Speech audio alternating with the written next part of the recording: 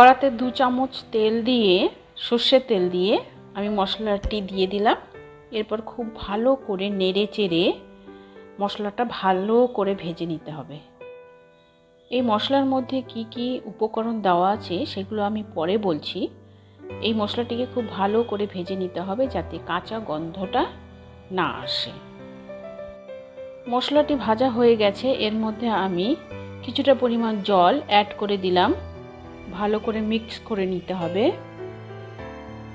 এখন এর মধ্যে আমি আগে থেকে নুন এবং হলুদ দিয়ে মাখানো ইলিশ মাছগুলো একটি একটি করে এর মধ্যে দিয়ে দিলাম।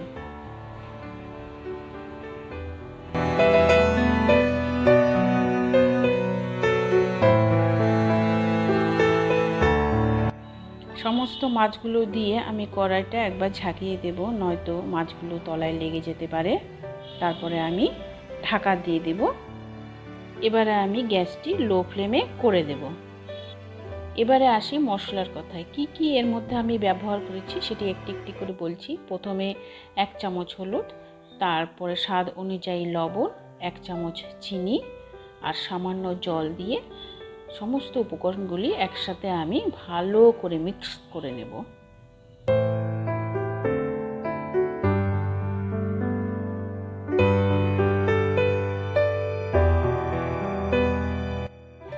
সমস্ত উপকরণ একসাথে ভালো করে মিক্স করে নেওয়ার পর আমি এর মধ্যে 2 চামচ সর্ষের তেল অ্যাড করে আবার ভালো করে মিক্স করে নেব। এভাবেই মশলাটি বানিয়ে নিতে হবে। 700 গ্রাম মাছের জন্য এই পরিমাণ মশলাটা নিতে হবে। এবারে ঢাকা খুলে আমি মাছগুলোকে উল্টে দেব।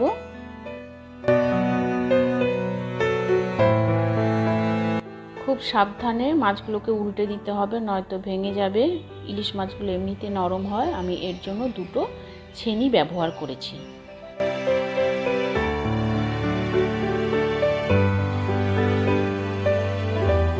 মাছগুলোকে আমার উল্টানো হয়ে গেছে। এবারে আবার আমি ঢেকে দেব কিছুক্ষণের জন্য।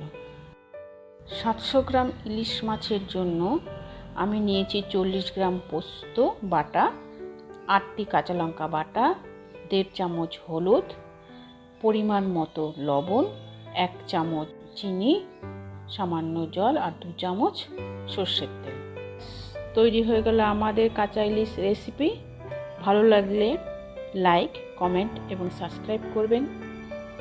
ধন্যবাদ।